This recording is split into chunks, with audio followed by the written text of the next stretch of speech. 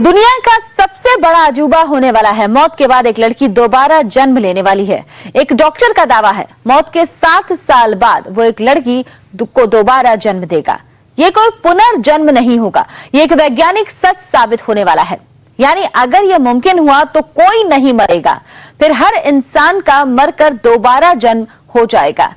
हर जिंदा इंसान के कई हमशक्ल हो जाएंगे। फिर जितने चाहे अमिताभ बन सकते हैं, जितने चाहे उतने शाहरुख जन्म ले सकते हैं।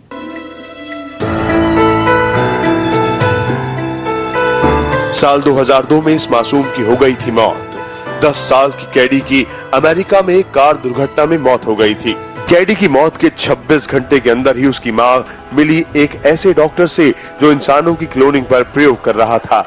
डॉक्टर जावोस को कैडी के शरीर से चाहिए था खून का सिर्फ एक कतरा। अमेरिका में इंसानों की क्लोनिंग की इजाजत नहीं थी, इसीलिए डॉक्टर जावोस को अमेरिका के बाहर कैडी की क्लोनिंग की तैयारी करनी पड़ी।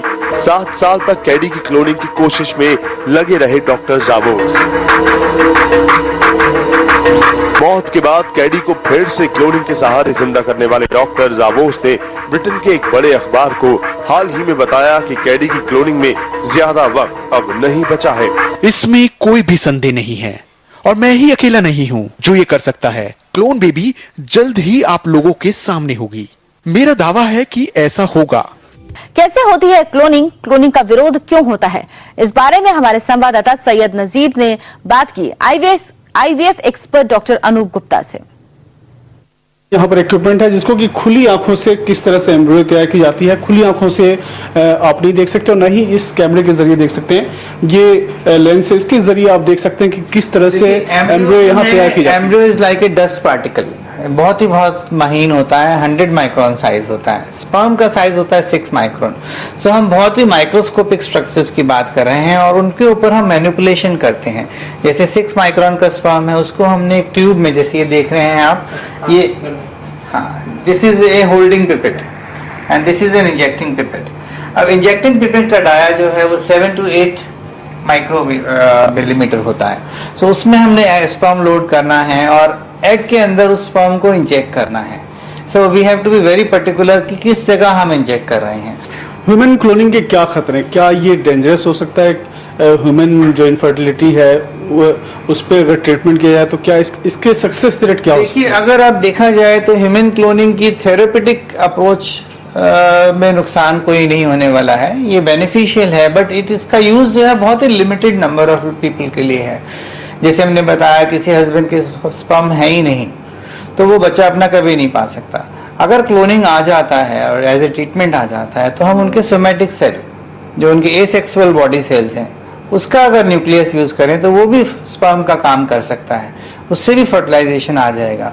सो ऐसे आदमी जिनको बच्चे की कोई उम्मीद नहीं थी, आज उनको अपना बच्चा मिल जाएगा। ये तो हो गया एक्चुअल यूज जो कि बेनिफिशियल है। अब उसका जो मिस यूज है, जो कि लोग एंटिसिपेट कर रहे हैं कि जो आदमी इस दुनिया में नहीं है, अगर उसका आपने सोमेटिक टिश्यू उसकी डेथ के बाद उठा के रख लिया और उससे उसका एक क्लोन बना दिया, जो तो आप एक समझ लीजिए भगवान बन गए। जो आदमी इस दुनिया में नहीं है उसको आपने क्रिएट कर लिया। तो वो एक डिफरेंट थॉट चल रहा है आजकल की, लोग नहीं चाहते हैं। और हमारे साइंटिफिक टीम्स भी जो ऑल ओवर द वर्ल्ड हैं, एथिकल कमिटीज हैं, वो उसको अप्रूवल नहीं दे रही हैं। तो क्या ये माना जाए कि आईवीएफ जो है और क्लोनिंग, क्या क्लोनिंग ऑप्शन आईवीएफ का हो सकता है? देखिए, आने वाले टाइम पे अगर क्लोनिंग अलाउड हो जाता है तो आईवीएफ का ही ये अंग होगा वो। और ये आईवीएफ टेक्निक ही है जिसको थोड़ा सा एडवांसमेंट हो जाएगा और जब रिजल्ट्स अच्छे आने लगेंगे तो शायद आने वाले 50 साल में अवेलेबल भी हो।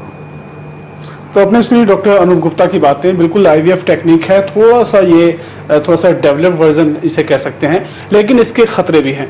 सैयद नजीर, इंडिया टीवी, दिल्ली।